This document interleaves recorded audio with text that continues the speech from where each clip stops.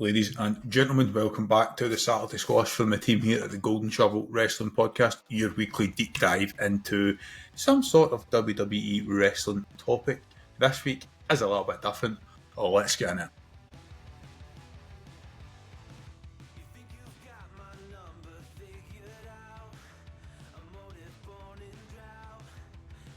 We are back. It's Saturday morning. We are looking forward to WrestlePalooza. There has been some changes to the card which would have affected predictions.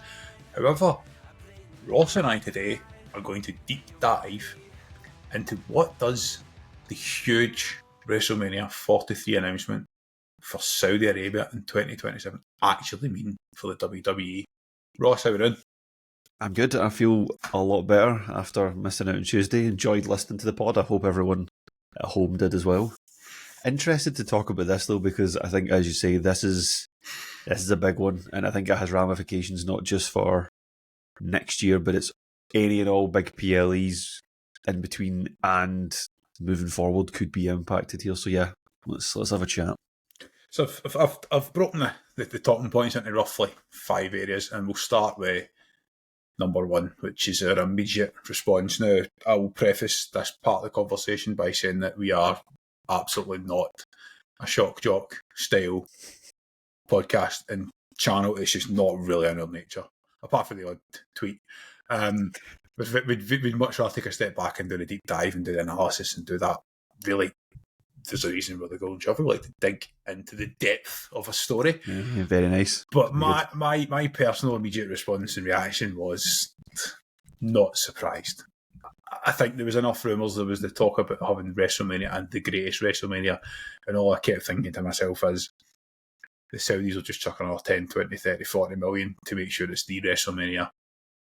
I am fully aware, and I'm going to dive into this a little bit later on, of the political reaction, I get maybe the term, the history of Saudi Arabia and some of the other stuff, which I don't want to necessarily dive into right now. But I think this was inevitable. I think it was always coming. I think the Saudi shows have become more and more ingrained into the annual calendar, whereas up until maybe 3 years ago, they were very much glorified house shows with not much happening. So that was my immediate response. Ross, you want to just talk us through quickly your first impressions and first response to the huge announcement? Yeah, I guess it makes sense in the sense that, as you say, why call an event the greatest WrestleMania when you can just spend the money to get WrestleMania and it will be marketed as the greatest WrestleMania? It's right there. Is it not their 300th anniversary? 2027? 300th anniversary of the founder of the kingdom, I believe so. Yeah, so again, not that hugely surprising. None of us here on the Golden Shovel are sitting saying this is a good thing in terms of we know what this means outside of purely just the sphere of wrestling and sports in general and these kinds of things. My concern is that this just might become like some sort of hot potato between. I know Santi Zapp basically said the exact same thing, and when I heard him say it, I was like, yeah, this is kind of what I've been thinking, is this going to be a hot potato between Vegas and Saudi every year for WrestleMania? And that's the first talking point, I guess, is the impact on other cities and the impact on finances. So New Jersey reportedly paid $7 million for SummerSlam. I've taken that from reports regarding the DC bid for Cena's last match. The WWE were looking for around the same figure. Saudi have apparently paid $350 million total for the Rumblemania, and that's before any budget for special guest appearances, etc. So ludicrous. I just don't think they can compete. What we're basically saying there is the Saudis could pay the equivalent of $20 million every 2 years and probably guarantee themselves Mania. And even then, they could probably pay $20 million and let WWE keep every ticket sale and everything else and all the profit and all the money, and they'd be fine with it. So, and I do think that the move back to Vegas now, I don't think it's a huge issue. I think the TKO clearly like Las Vegas from a profit point of view. I guess for us, if we were looking long term to try and go to a Mania, which is still on the cards, then knowing that Vegas is on the cards every couple of years isn't a bad thing. I mean, you guys know I was very, very close to having tickets to New Orleans but before I moved house, and then Yes. moved anyway. It would have been a fucking disaster. So I do think that's the first big deep dive consideration there is, are we looking at, I would say, Vegas, Saudi, another, Vegas, Saudi, another. I think at the very least we're getting 2 out of 3 for a period of time. Even then, I think if these are the sums of money being bandied about, which in itself I struggle with the concept of making bids and spending money on that kind of thing. I know it's not new. We have the World Cup, Champions League, etc. Those kind of things, right? I get that. But there is no chance in hell, in my opinion, that we will ever get a WrestleMania in the UK. Because I don't see... I think it's gone. I think London is never going to go and spend money at all. They'll go, why do we have to spend money? You come to us and everyone wins, which I think is not an unreasonable viewpoint, but the game's now changed and it's just gone. And it's really upsetting. I think for a city like London, you have the pulling power to do that for most events. However, WrestleMania is now not one of them. Which is a real shame. It's a real shame for us. I think the final thing I'm going to say on the venue/financial aspect is that this announcement came in the same week where the TKO, is he CEO, Mark Shapiro, said that Vince McMahon was about family friendly pricing, and he'd either be aren't on a per yield an event per yield basis with the UFC yet, i.e., okay, they're making more all year, but they're doing more events. I think would you feel different if it was like, well, so the last time you and I, we went to a televised show, we went, well, not the last time because I went to one in Vegas, but you, Adam, and I went to Raw circa 2016-17, and we sat 2 rows back, 3 rows back for £100. £100 doesn't even get us in the arena now for the televised shows. So would you feel different if they were saying, well, if you go to Saudi once a year, we can let you in the building for $30 or £30? But that's not happening, is it? Yeah, in an ideal world, I mean, it makes the sports washing more palatable, but yeah, they'll go, yeah, but these Saudis will pay all this money and people will still fly over so we can charge them a fortune. When I read those comments, I was concerned because I have seen the relative pricing of some of these PLEs and it is utterly ridiculous now, but because they are still nearly, if not actually selling out every time, as a business, they will go, oh, well, clearly we haven't hit the ceiling yet. It's when they start getting a big 4 PLE that's struggling to sell, that's when they know, right, okay, we've hit our ceiling here. That's concerning that they think they can go further. Because again, that just makes it hard for the average Joe to go with their kids and just go watch an event. The idea of a big 4 never selling out's gone because they book a stadium for 2 nights and they start at 40,000 and then they go to 50 and they go to 55 and they go to 60 and just add seats and open up more areas as they go. So point one, the financial aspect is massive, and as we've discussed, that knock-on effect of Saudi and Vegas are going to hold between the two of them. 2 out of 5 main is guaranteed, but 2 out of 3 is a possibility, and maybe even a rotation between the 2 of them, or even worse, it's Vegas for the Mania and Rumble or SummerSlam in Saudi. What is interesting to note is the stadium that they're planning. No stadium has been announced. Now there is currently a stadium being rebuilt, the King Fahd Stadium for the World Cup. It's due to reopen tail end of next year, 2027. There's technically a risk that it's not ready because they're brand new 95,000 seaters 2029, 2030. Again, pre-World Cup, so it will not be ready in time. However, again, you can guarantee the first thing they'll say is, well, this stadium that we're about to build deserves a WrestleMania. So probably pencil in 2030 or 2031 for the new stadium.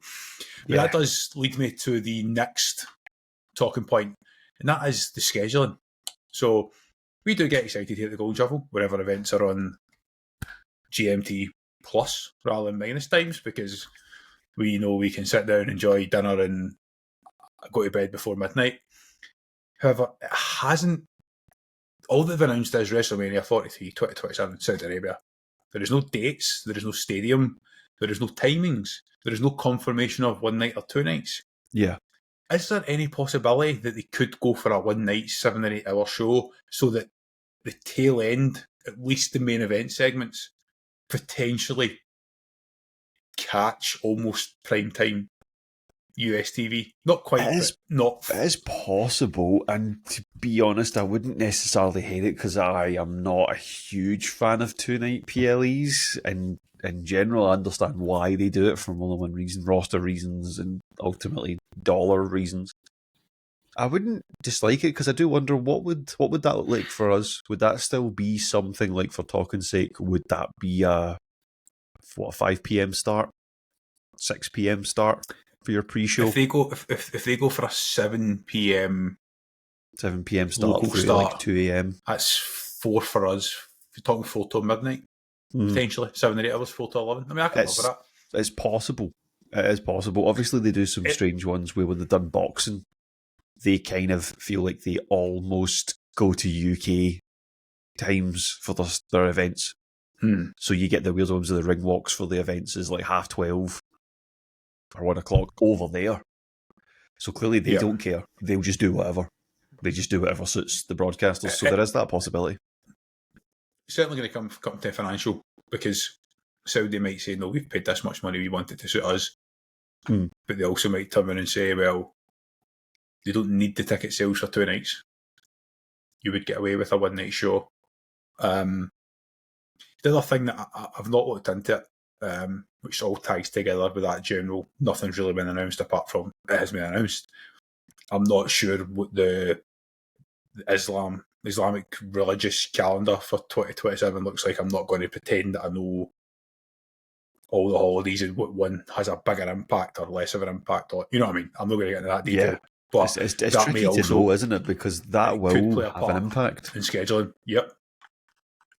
And I think the other thing on that ties into the last 2 points there is obviously the tourist idea. Because I mean, I'm not going to lie. I'm not going to sit here and say that I wouldn't go to Saudi Arabia. Of course I would. It'd be interesting to see it. It is a historic country. There is things to see. It's a historic country with ridiculous modernisation that's been going on in the last 15, 20 years that continues to happen. It's going through a phase that the likes of Dubai and Abu Dhabi went through 15, 20 years ago. So it would be interesting to see. I wouldn't just go for a holiday. Would I go for the Wrestlemania? Possibly. Realistically, I'd probably still pick a US-based one, just based on there's a lot of places in America that I haven't yet seen. Some people might prefer going to Saudi than going to Donald Trump's America. I don't know. It's highly possible. I just think there is an interesting dynamic there. I've seen a few people talking about it. They haven't confirmed 2 nights. They've not confirmed any dates. I just wonder if, even if it's 2 nights, does 1 night shift back just to try and accommodate primetime US? Maybe not, because the one thing it does do is avoid NFL. Yeah, it will do, to be fair. And I've had a quick look at that time of the year should be fine. But if it's still going to be sort of April time for Mania, it looks like the calendar is largely free. I've had a quick look at the Islamic calendar there, and the way Ramadan tends to sort of, it gets pulled forward almost because it doesn't run by a Gregorian calendar. It's different. So the month of April's free. Weather-wise, they'll just figure out, they just chuck in a stadium somewhere, keeps out of the way. I think that element will be very interesting for the scheduling element to see what it is they do there. Because, as you say, they haven't even confirmed if it's 2 nights. They haven't even confirmed if it's split between Saudi and somewhere else. All they've just said is that WrestleMania, something will be in Saudi Arabia. That's all that's been said. And it is the WrestleMania. Yeah, not some other event. Yeah. And I do have 2 talking points left to go through, and I'm going to save the big one for last because we'll spend the most time in that. The second to last point is the impact on what is a week, 10 days worth of wrestling celebration and festivals. It's that impact on the indies and the other shows who run in and around the Mania cities in the week leading up to the WrestleMania events itself. I'm going to be extremely controversial here, and I'm going to make a really bold statement that says the WWE doesn't owe these people fuck all. Ultimately, this is people piggybacking off someone else's success, and it might be good for wrestling as a whole, and it might be really good from a WWE point of view that they can scout indie wrestlers because they're all in the same place at the same time, and whatever else, and you can showcase your business and you can make some money, and maybe that keeps your own program or your own promotion going for the rest of the year. I understand that. However, you're not owed. So when WrestleMania is in Vegas, you're not owed the right to hire out other gyms, other venues, smaller arenas to run a show Tuesday, Wednesday, Thursday. There is no divine right to do that. That right has came about because the WrestleMania's Go is such a huge event that they are now in stadiums, which means there are now other arenas that would likely be previously might have been used. If Dave Meltzer's been on one about it, he should just stop crying about everything. I've seen I get it, and the people are saying that AEW should counter program. AEW will get killed. You cannot counter program WrestleMania. Apparently, there is chat that Khan has came out and said that they're looking at it. And by counter programming, I mean they want to do one at the same time in Saudi, is the alleged chat. Which, do you know what? Saudi? Yeah, allegedly. I'm intrigued. Do you know what? I'm like, fine. Like, go do it. I think there is a level of symbiosis, in a sense, with when these big four PLEs roll into town, and you do get other shows that sort of piggyback off it. Because as you say, they know there's going to be people around. There's going to be people in the mood who you have a ticket to Sunday and you're kicking about in the city. You arrive on the Friday morning. You're like, well, what do I want to do for 2 days? And you're in the mood for wrestling. You would go to see shows. I get that. Yeah, that WWE doesn't necessarily owe them anything, but I do think it works quite well for the patrons and people who don't also say they don't get a ticket to the big event, but they just want to go experience it all and then go see something. You're right that people probably wouldn't. I'd be very surprised if many people followed them to Saudi. It's just that's not attainable for these smaller promotions. That's why I'm kind of interested to see what AEW would do to go against it, because I think they will. If it's in the US, they will definitely get positive press of it politically from people, and you can agree or disagree with the reasons behind that. That's what I think would happen. If they're going to Saudi, they don't get that. No, if they go to Saudi. I think if they leave the US at all, it's like, what's the point? Well, I could see them going, if they went to the UK or they went to France or something like that. You know, I can go, right, well, that's also quite clever. But do you think a different risk? Do you think AEW coming to the UK on WrestleMania weekend is going to benefit them? The reason I'm sceptical of it is that the WWE obviously stuck on WrestlePalooza to go direct head to head with All Out, and Tony Khan shot it and moved it forward 5 hours. Like, if you can't counter program a random September PLE, there is no point in then saying you can counter program WrestleMania. You can't do it. No, I agree. There's definitely holes get poked in your argument a little bit if you can't do that. That's why I'm just kind of intrigued to see how that all shakes out, because it could be interesting. It would make more sense for AEW to run something in America the week before or the week after, where there is no counter programming, but you still get the positive press. Yeah, if that makes sense, and a clear press as well. You're not trying to almost fight for attention a little bit. Yeah, aye. But I also think if you look ahead and you say they'll announce the SummerSlam 2-night host at some point this year, I would imagine.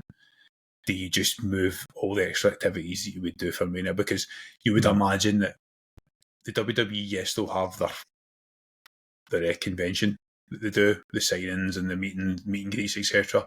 But they'll probably now do that at the same scale for SummerSlam or the Rumble or another event in the US. So you're just going to get it twice. I don't think it has a huge impact.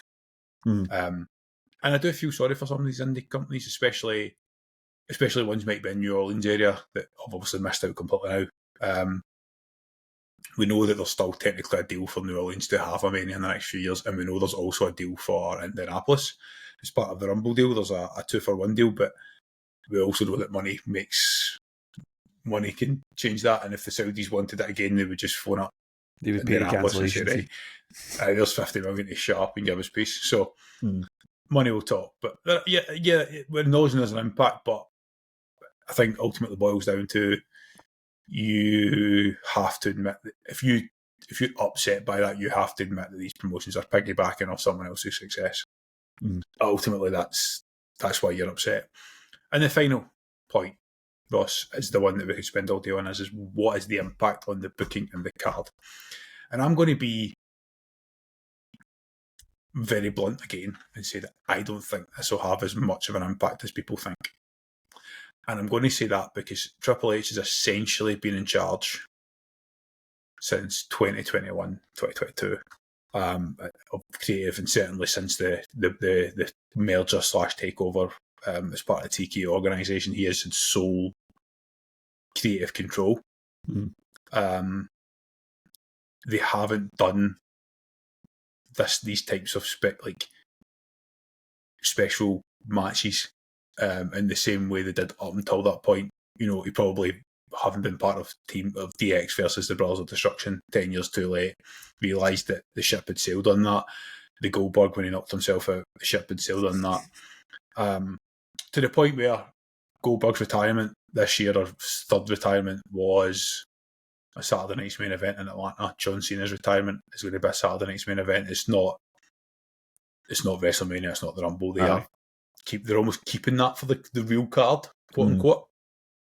And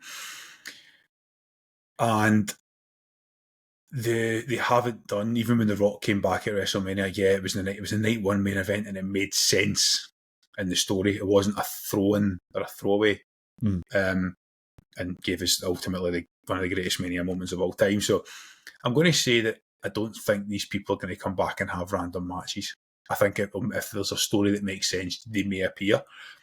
But the other thing I'm going to say to this is, where I want you to give me a rebuttal to this, is I do think there is a knock-on effect to high-level mid-carders at the moment. I think the obvious one is the potential for Sami Zayn to win this year's Rumble in Saudi. Would they say, actually, there's an extra 10 million, we want Sami to win his first title a year later in Saudi? Is there a knock-on effect because they say, well, actually, we want Roman Reigns to main event in Saudi Arabia. Here's enough money to stop him going full-time to Hollywood to still let us have him for an extra... that's where I think the issue is. If people like a Dom Mysterio, a Sami Zayn, these people who are wanting to ascend to their first titles, I think the people are not in trouble, but there is a risk of being capped out.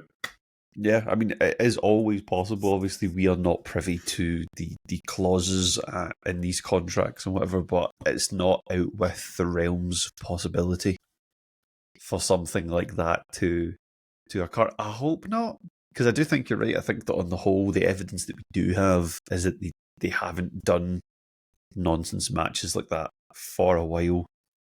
And Saudi have also had big events. In general, they've had events, and it's not been too onerous. You do have a point that there are guys at that level where some of them might seriously benefit more than we might think they deserve, but there's a few guys that we think do deserve more, and they could lose more. Unfortunately, this is one of the ones where, and I know it doesn't exactly make good content, we have absolutely no idea, so we just have to wait and see. I think it would leave a really sour taste in all three of our mouths if someone like Dom was negatively impacted by something like this and was almost told, look, you're not getting that WWE World title until after all of this is dealt with. I know he's mega campeon, but I would like to hope that that's a stepping stone to holding like a big gold or something, you know, like that's what we all want to see. It will be very fascinating to watch. I hope that it is just a small little blip and it is not like watching a car crash through the gaps in your hands. I guess we'll find out soon enough, because that will come around a lot quicker than we think. And to be honest, we'll probably get an idea of it leading up to Mania. We'll probably get an idea of the Rumble this year of the potential knock-on effects. If it goes the ways that we think it could, then, you know, maybe we are all going to be okay here. We might get through this, but yeah. I mean, we know who you're talking about. Obviously, the Sami Zayn situation, but that is very much speculation. I don't think I think it's a mistake. I think he should win it somewhere else. His first title, because I just feel as though it almost becomes a token gesture, as the risk. Yes. Right? It just becomes a token gesture rather than a genuine attempt. Like I still think he could have beat Roman, everybody would have been happy.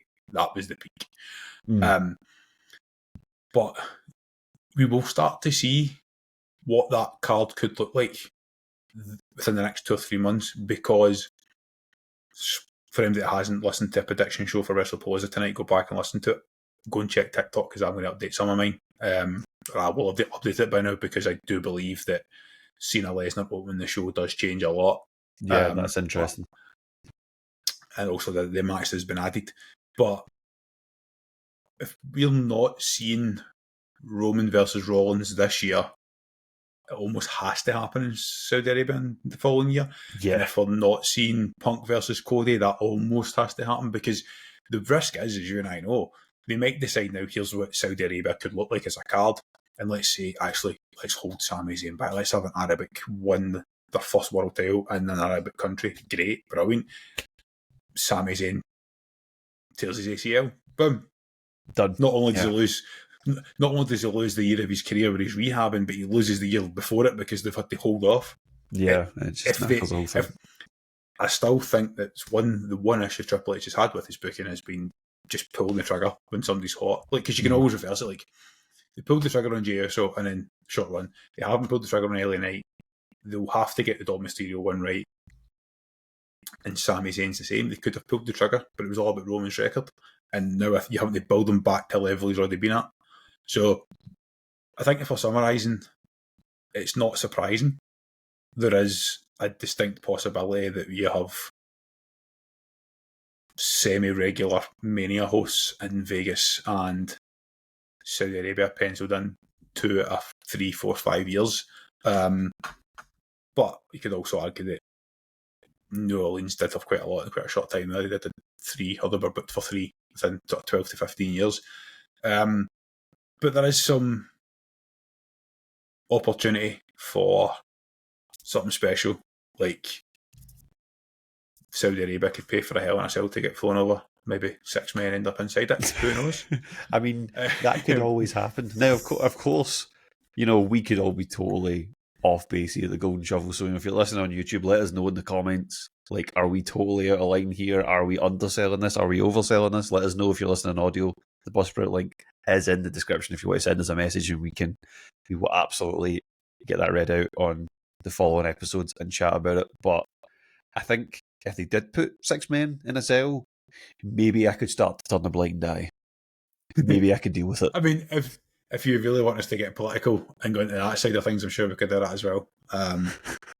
But not in this episode. This is our second fix. So it's not surprising. There is a knock-on effect. We're all going to sit and watch it with our McDonald's and our snacks, and we're going to enjoy it, and we're going to pop like fucking crazy when shit goes down. And then we are just marks at the end of the day. Then we'll be sitting here on the Tuesday night talking about it for 2 hours.